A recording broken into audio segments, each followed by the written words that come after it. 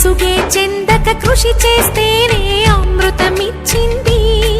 అవరోధాల దీవుల్లో ఆనంద నిధి ఉన్నది. కష్టాల వారధి దాటిన వారికి సొంతమవుతుంది.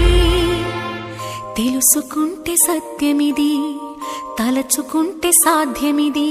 మౌనంగానే ఎదగమని మొక్కని